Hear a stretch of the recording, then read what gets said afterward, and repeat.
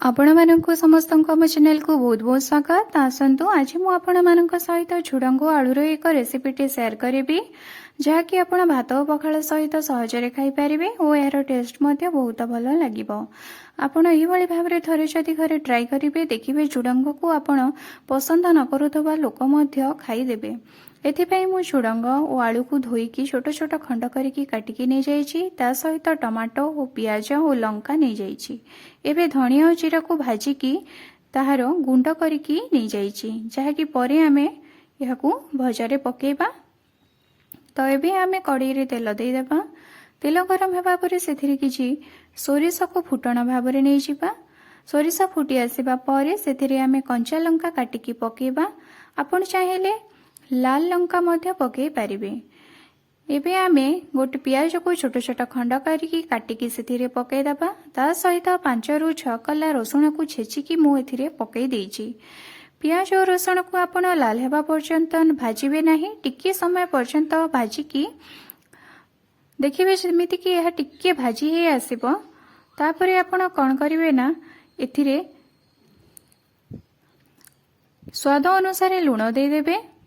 स्वाद अनुसार लुण दे सारिबा परे आमे सेथिरे मसला गुंड तक सब पकेबा। तो एथिरे मु किछि हळदी गुंड ता सहित किछि लंका गुंड देछि। ता सहित धनिया एवं जीरा गुंड मध्य आपण पकेई परिबे। एबे आमे सब मसला गुंड को एथिरे भल भाबरे गोळेई नेबा।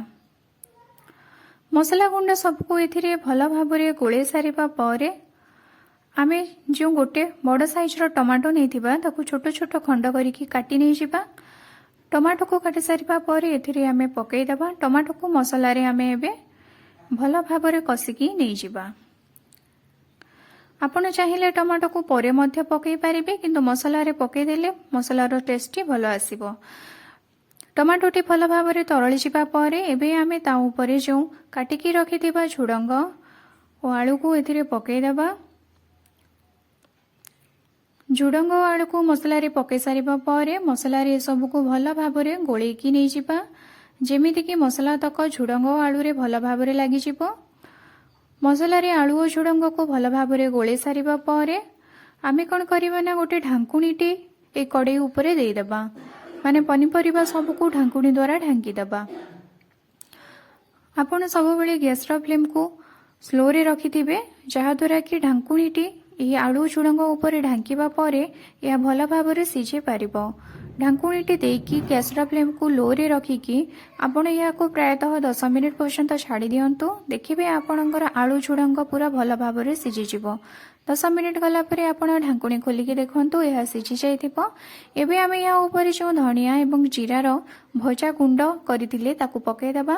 ता सहित किछि गरम मसला गुंड मध्य आमे या ऊपर पकई देबा। मसला गुंड सब तक या ऊपर पकई सारिबा परे आपण आउ थरे या को भल भाबरे गोळेकी नै जांतु। बस प्रस्तुत हो गला हमर आलू झुडंग भजा। आपण एही भली भाबरे थरे प्रस्तुत करंतु देखिबे बहुत टेस्टी लागिबो एवं आपण या को रोटी भात पखाल जे कोनोसे खाद्य सहित खाई परिबे ओ यह अति शीघ्र प्रस्तुत होई जिवो। आपण निश्चित यह थरे घरे ट्राई करंतु समस्त को खाइबा को दियंतु।